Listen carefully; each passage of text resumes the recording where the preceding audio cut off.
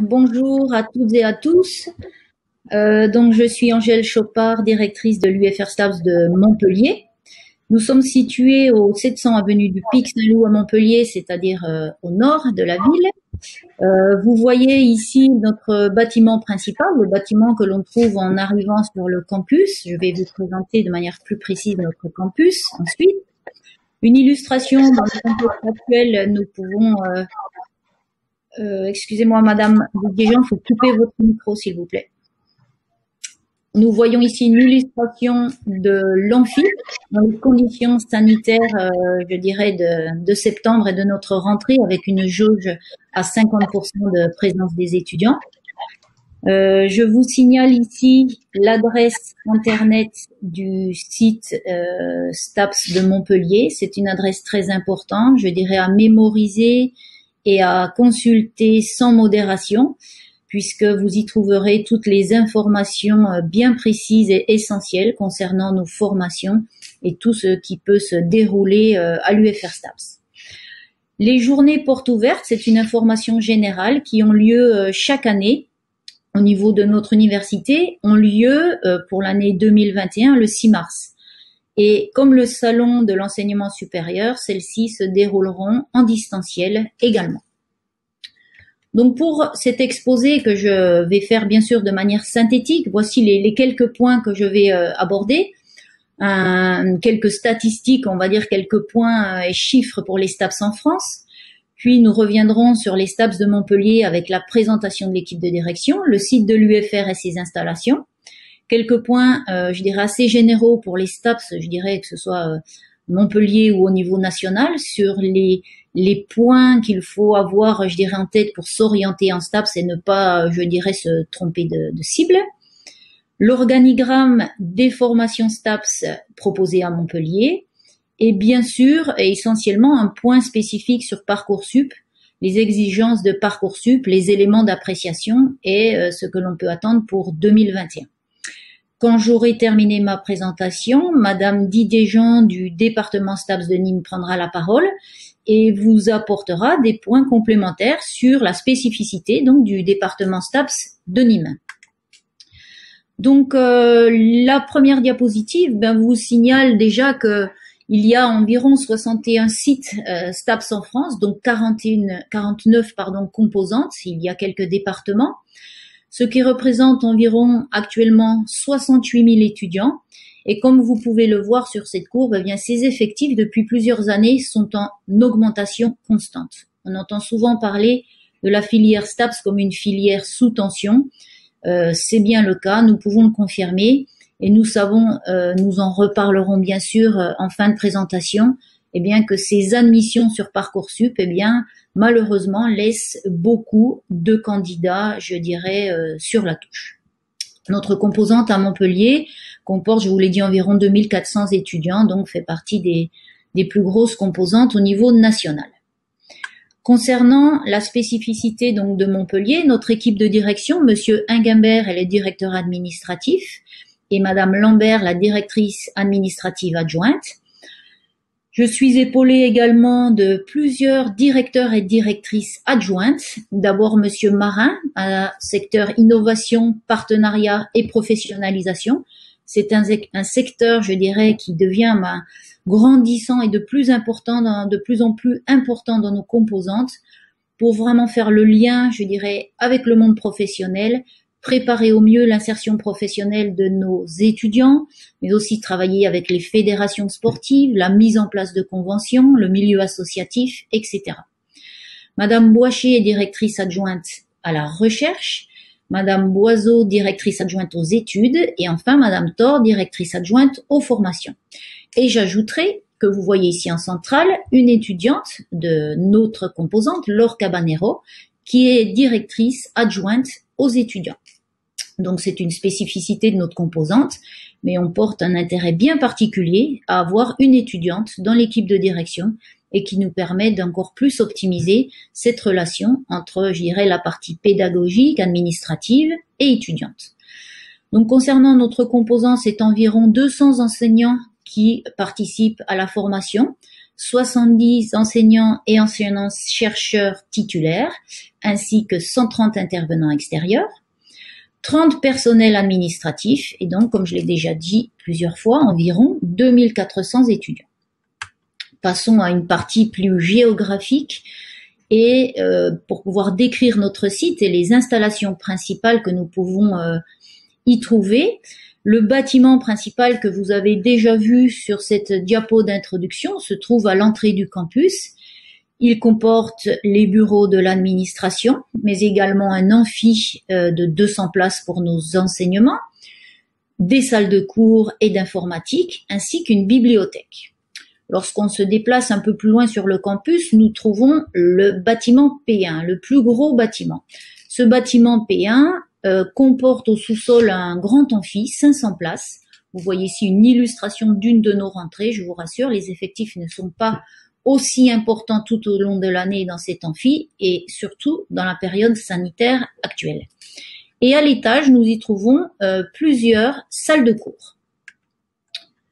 Ensuite, le complexe sportif de Verassi, notre campus est situé donc est nommé le campus Verassi vers le rond-point de la Lyre. Et ce palais des sports que vous devez peut-être déjà visualiser ou connaître, eh bien, comporte différents terrains de sport et installations sportives, le terrain de sport collectif, une salle de gymnastique, de combat et de danse, et en centrale, eh bien, une grande piste d'athlétisme, des sautoirs, des plateaux de musculation, haltérophilie, pour ne pas rentrer trop dans les détails. Et cette immense halle des sports qui pour nous est un outil, je dirais, essentiel et vraiment de qualité, vous pouvez l'imaginer, puisqu'il est proche et sur le campus donc de notre bâtiment principal et nous permet donc d'accueillir des activités, je dirais, indoor, et donc ceci est très précieux. Et cette grande halle, eh bien, elle nous permet aussi, et cela fait partie aussi des points très positifs pour la composante, eh bien, de pouvoir transformer cette halle des sports en une immense salle d'examen, comme vous pouvez le voir ici. Ces examens pour cette année se dérouleront le 4 janvier. Vous avez également dans le campus, sur le campus et très proche du bâtiment administratif, des terrains de tennis et un terrain de rugby. Alors bien sûr, toutes les activités ne peuvent pas se dérouler, je dirais, dans le cercle de la composante et du campus de Verassi.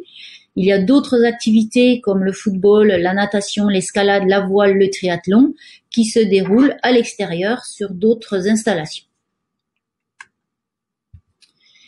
Alors de manière plus générale, parce que c'est plus une réflexion, on va dire, au niveau national et concernant les STAPS, s'orienter en STAPS, eh bien, c'est s'orienter avec un objectif bien précis de métiers qui vont être, je dirais, en relation avec l'activité physique, la santé, le management du sport. On va revoir toutes les filières de manière plus précise à la suite. Mais nous devons vraiment souligner que cette formation universitaire est exigeante. Je vais le souligner encore plus en conclusion. Ce n'est pas un centre d'entraînement sportif et nous devons vraiment le préciser dès le début, je dirais, lorsque l'on veut présenter les objectifs et les exigences pour une formation STAPS. Alors, on le reverra de manière plus précise, mais il y a vraiment une exigence sur les connaissances scientifiques pluridisciplinaires, les sciences de la vie comme l'anatomie, la physiologie, la biomécanique, des sciences humaines et sociales, de la psychologie, de l'anthropologie, etc. Mais également sur des capacités d'expression écrite et orale, des compétences méthodologiques, c'est-à-dire une réelle autonomie, une capacité de travail, savoir s'organiser. Et c'est parfois un des premiers obstacles pour des étudiants, eh bien de passer d'un système du lycée. Je vous donnerai un exemple d'emploi du temps avec quelques commentaires précis pour insister sur cette capacité de travail et d'organisation, surtout sur l'année universitaire. Et bien sûr, sur des activités physiques, sportives et artistiques, à la fois abordées au niveau de la pratique, mais également de la théorie. Donc vous pouvez retrouver, j'illustre ici un document, mais d'autres documents lors du salon de l'enseignement à télécharger ou à consulter pour avoir de plus amples renseignements. Au niveau de l'UFR STAPS et peut-être des UFR déjà en général, le système universitaire propose donc aux étudiants eh bien, de s'engager d'abord dans une licence, un bac+3, qui globalement va former des techniciens supérieurs qui interviennent généralement directement, comme on l'appelle, sur le terrain auprès du public. Puis un bac plus 5 qui, précisons-le, n'est pas une licence plus 4, c'est vraiment un autre diplôme. Un bac plus 5 qui va former cette fois-ci des cadres, organisant et gérant des projets et des organisations. Et enfin, on peut bien sûr accéder au bac plus 8, le diplôme le plus élevé, le doctorat, pour faire de la recherche, enseignant-chercheur et différents métiers adossés également à cette formation. Concernant l'organigramme des formations STAPS à Montpellier, eh bien, toute composante STAPS en France ne propose pas toujours toute l'offre de formation disponible en STAPS.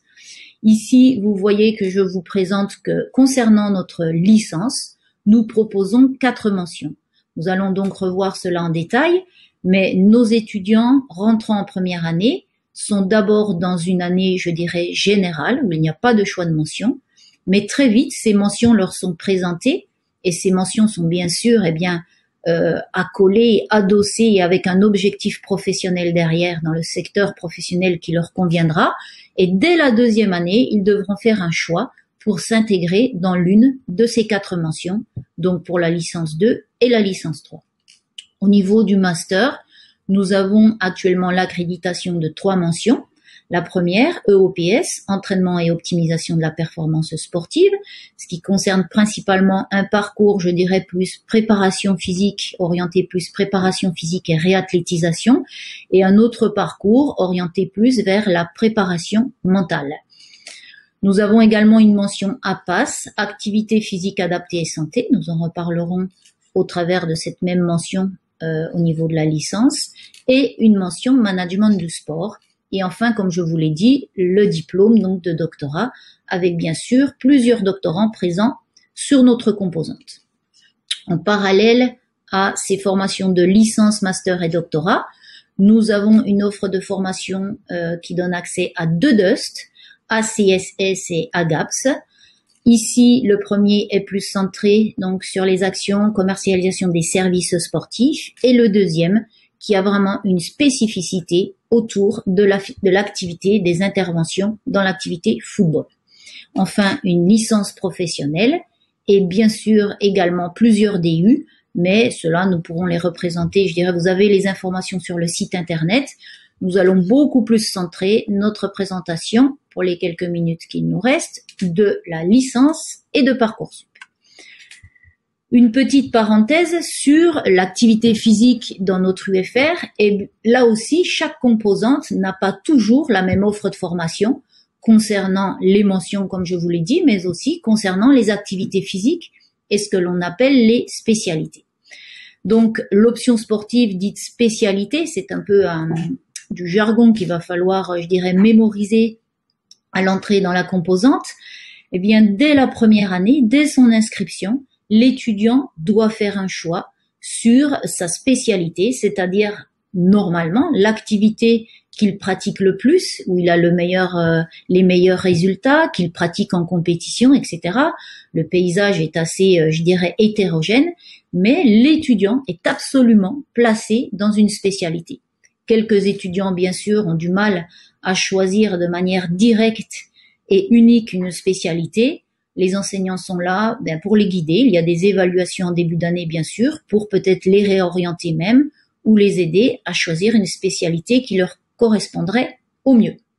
Donc, vous avez ici la liste des 17 spécialités présentées à l'UFR STAPS de Montpellier.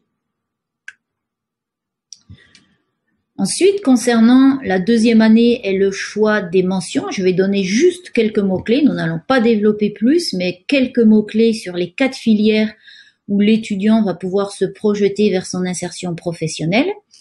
Vous les avez donc affichés ici et je vais les reprendre les unes après les autres. D'abord, la licence mention éducation et motricité, donc l'acronyme EM. Eh bien, bien sûr, c'était la filière, je dirais la mention la plus connue dès les débuts des UFR STAPS, appelés anciennement UEREPS, puisqu'elle permettait de former les enseignants d'éducation physique et sportive. Cette filière, normalement, amène pour certains candidats, mais pas exclusivement, au passage du concours du CAPES. Elle vise donc à former les futurs professeurs d'EPS, éducation physique et sportive, mais aussi à préparer des étudiants de manière plus large au métier de l'animation et de l'éducation par le sport.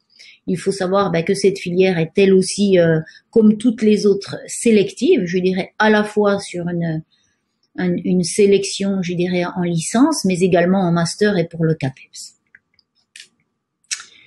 La mention entraînement sportif, illustrée ici principalement avec de l'entraînement, une salle de musculation, etc., eh bien, elle prépare de manière non exclusive bien sûr, mais principalement au métier d'entraîneur, de préparateur physique dans un club, dans un centre de formation, une société, une communauté de communes, etc.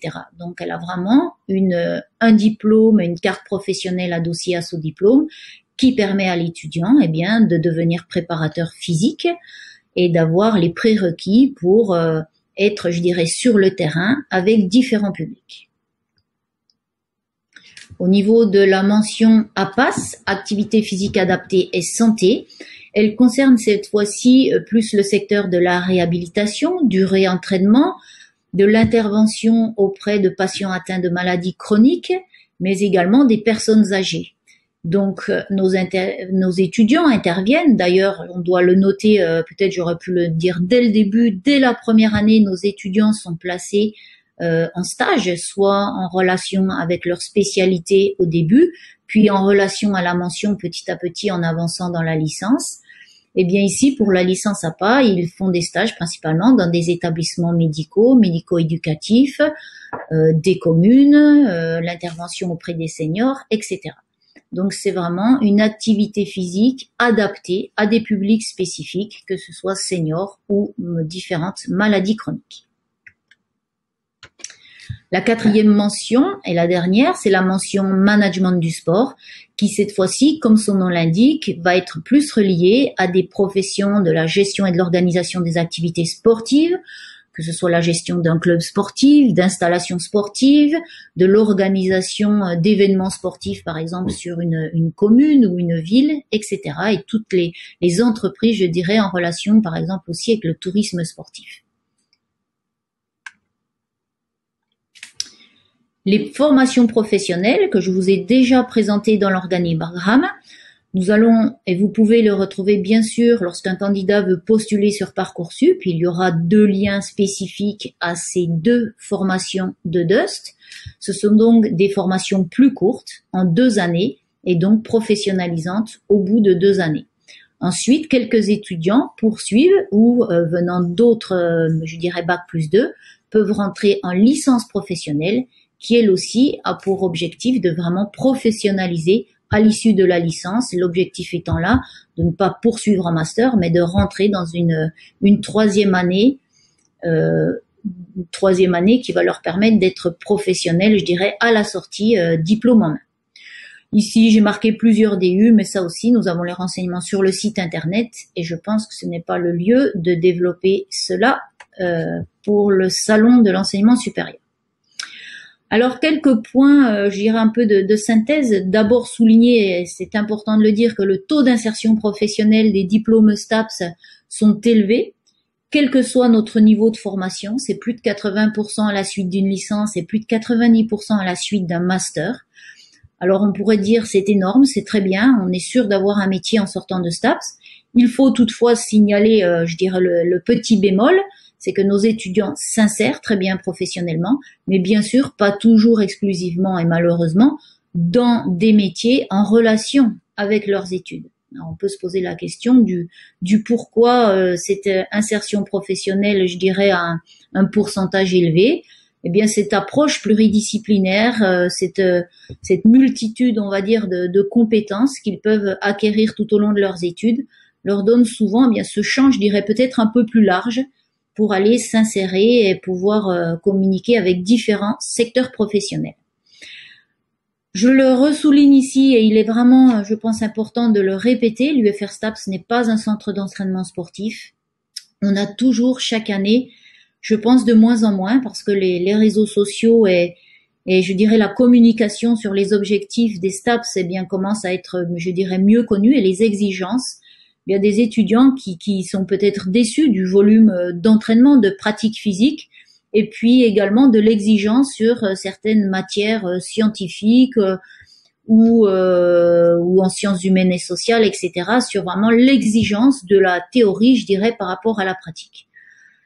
Et vous le voyez ici, je le renomme en pourcentage, c'est environ 70% des enseignements qui renvoient donc à ces disciplines scientifiques et qui font du diplôme une exigence élevée.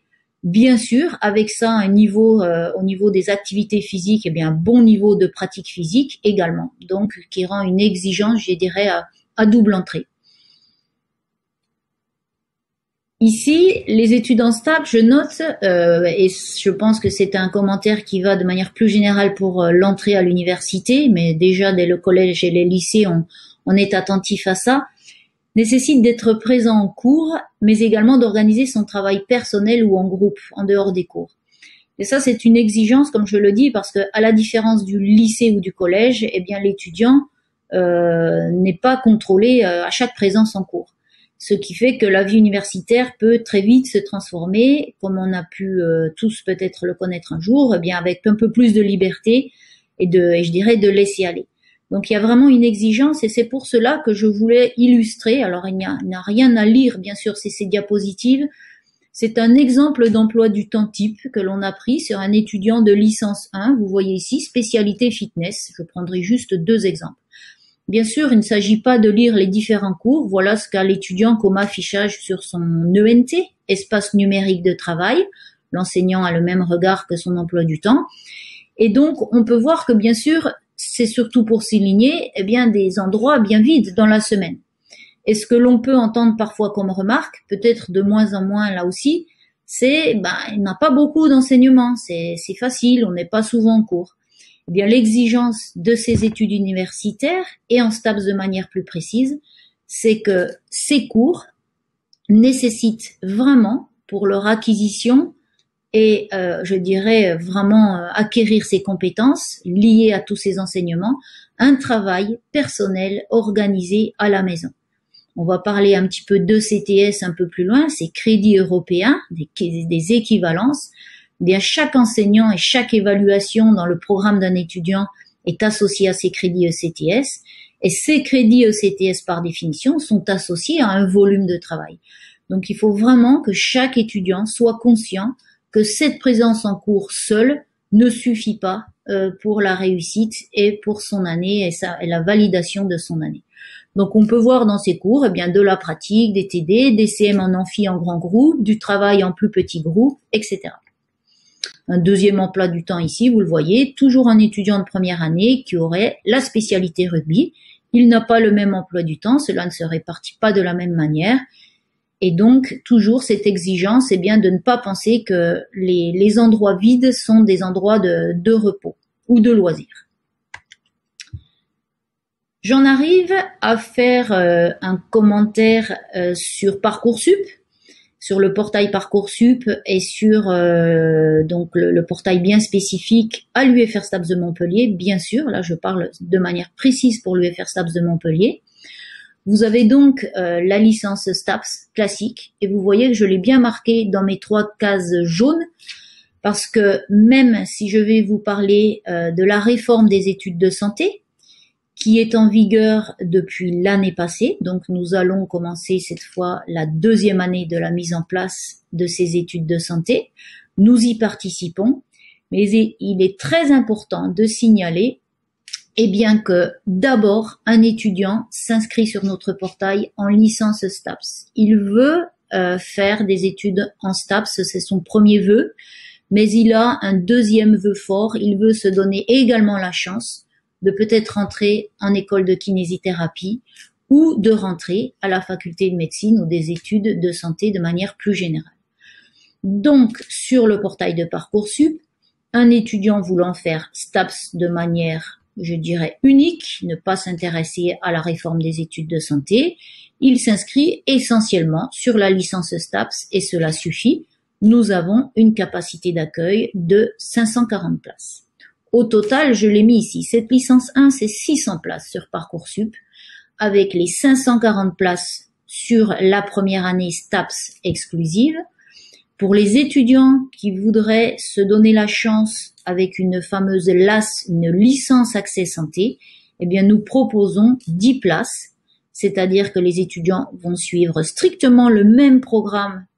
D'ailleurs, pour les 3 blocs, c'est vraiment à l'identique, le même programme de licence 1, mais ils vont en plus, comme c'est noté ici, étudier 3 enseignements en santé, ce qu'on appelle une mineure santé, qui leur permettront d'être évalués in fine sur leur première année de STAPS, sur les enseignements supplémentaires, et qui leur permettront, suite à une sélection, une admission, de rentrer peut-être en médecine. Bien sûr, tout ceci n'est pas, détaillé ici, et c'est bien volontaire. Il y a des documents spécifiques qui seront à télécharger ou des questions à poser sur d'autres stands pour le salon de l'enseignement supérieur. Ici, nous avons un groupe qui comporte 50 places, et ces 50 places sont donc réservées pour des étudiants qui, en premier vœu, sont bien sûr en licence de STAPS, mais qui veulent se donner la chance de rentrer à l'école de kinésithérapie de Montpellier. Je précise, c'est pour une entrée à l'école de kinésithérapie de Montpellier. Alors l'exigence, c'est pour ça que j'ai dit qu'il faut vraiment avoir comme vœu de faire des études en STAPS, parce que l'admission se fait également, essentiellement et exclusivement, sur les résultats de la licence 1, avec des enseignements différemment coefficientés, mais là aussi, des plaquettes et du détail sont déposées sur le site internet ou sur d'autres interactions lors du salon. Donc vous avez ici cette présentation globale pour le portail. Peut-être une petite parenthèse ici, attention au nombre de choix, un étudiant qui a différents choix à faire sur Parcoursup, lorsqu'on va cliquer sur licence STAPS et licence STAPS option santé, c'est une sous-option ici, cela compte pour un seul choix. Par contre, lorsqu'on coche l'option STAPS option kinésithérapie, c'est un portail en parallèle et ça compte pour un deuxième choix. Ici, capacité d'accueil, toujours réforme des études en santé et quelques points sur les éléments d'appréciation. Donc l'algorithme, on parle beaucoup d'algorithme bien sûr, il n'y a rien de très secret derrière cet algorithme qui est surtout, et je dirais pour nous de manière très précieuse, effectué au niveau national, ce qui fait que généralement toutes les composantes et départements STAPS de France vont aborder cette sélection des étudiants en licence 1 et bien de la même manière, avec les mêmes exigences. Donc, vous connaissez les différents critères qui vous ont déjà été, affichés. Je reprends les quelques mots-clés ici. La fiche à venir, qui était un élément d'appréciation du professeur principal, et surtout les 4 domaines de compétences ici, avec des compétences scientifiques, des compétences en matière d'expression écrite et orale. Donc, cela concerne jusqu'avant la réforme du baccalauréat, principalement les notes de première et terminale. Et de manière, il va y avoir bien sûr des compléments d'information avec la réforme du baccalauréat. Les compétences sportives, bien sûr. Posséder une expérience régulière diversifiée dans les activités physiques et sportives. Et ce paramètre à ne pas négliger non plus, puisque tous les paramètres ont du poids dans cette sélection, l'investissement associatif ou responsabilité collective. Donc tout ceci, bien sûr, nécessite souvent d'attester, de donner, des preuves de cet investissement, d'un niveau sportif, etc. Donc lorsqu'on compose, mais vous avez, je pense, toutes ces informations par ailleurs, son dossier Parcoursup, il faut vraiment, argumenter, justifier chacun des diplômes, annoncés. Voilà, je terminerai avant de laisser la parole à Madame Didier-Jean en disant, pour terminer, que nos formations sont adossées à la recherche. Nous n'avons pas, ce n'était pas le lieu, je pense, pour détailler ces études et la partie recherche, mais qui est bien sûr, toutes nos formations sont adossées. Pour, de manière plus large, situer les choses, nous avons plus de 700 doctorants STAPS en France. Les enseignants-chercheurs de l'UFR STAPS à Montpellier sont, accueillis dans différents laboratoires. Vous avez leur logo ici, Euromove, qui est sur le site de la composante et donc du campus Verassi, mais également le laboratoire Santésie qui est sur le campus Verassi, le laboratoire DMEM pour dynamique musculaire et métabolisme qui est un peu plus loin vers le centre-ville, et des enseignants-chercheurs. J'ai mis autres parce qu'il y en a plusieurs. Un enseignant-chercheur peut bien sûr être accueilli par d'autres laboratoires et c'est le cas dans notre composante. J'insiste aussi pour ce petit code couleur un peu symbolique, mais qui est un point d'honneur pour notre faculté et pour l'équipe de direction, eh bien, de veiller à la qualité de vie au travail. Et ça, c'est vraiment, l'appliquer à la fois pour la qualité de vie au travail de nos étudiants, leur proposer les meilleures formations dans les conditions les plus optimales, même quand le contexte sanitaire nous contraint. Et bien sûr pour le personnel administratif et le côté, enseignant et enseignant-chercheur. Je vous remercie pour votre attention et je laisse la parole à Madame Didier-Jean.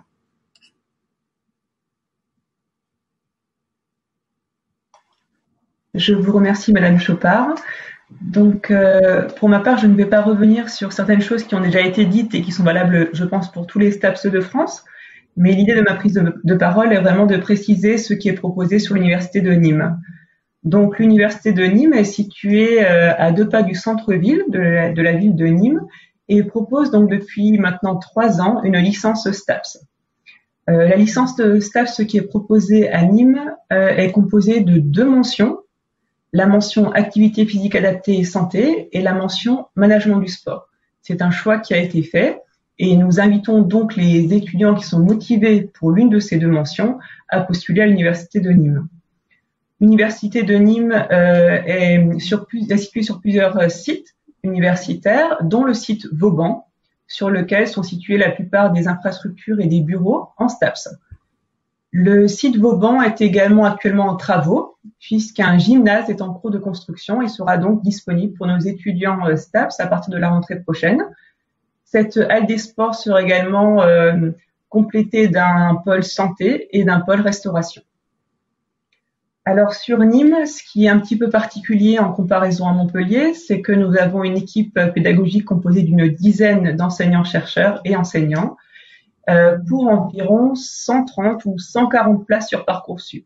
Donc cette année universitaire, il y avait 130 places pour les néo-bacheliers Parcoursup L1. Et pour la rentrée à venir, il y aura a priori 140 places, auxquelles évidemment il faut ajouter les quelques redoublants. Donc nous avons au total environ 260 étudiants actuellement à l'université de Nîmes en STAPS sur les années L1, L2 et L3, quand on additionne les mentions management du sport et activité physique adaptée et santé. Donc étant donné que les effectifs sont relativement réduits, pour une équipe pédagogique tout de même composée d'une dizaine d'enseignants et enseignants-chercheurs, nous proposons un suivi assez individualisé et c'est certainement ce qui fait la force des STAPS de l'université de Nîmes. Nous proposons également à Nîmes des stages pédagogiques chaque année de la L1 à la L3, essentiellement donc en APAS et en management du sport, mais le stage de première année peut se faire dans différents secteurs plus généraux en lien avec le sport et les activités physiques bien évidemment.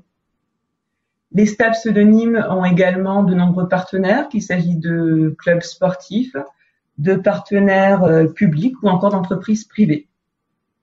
Dans tous les cas, nous tenons évidemment à souligner ce qui a été déjà dit par Madame Chopard et qui est certainement valable pour tous les STAPS de France, à savoir que la formation STAPS est une formation universitaire très exigeante qui requiert une forte polyvalence, qu'il s'agisse d'une polyvalence dans les compétences théoriques, mais également dans les compétences pratiques. Dans les pratiques sportives, il est bon d'être plutôt polyvalent que spécialiste dans un sport.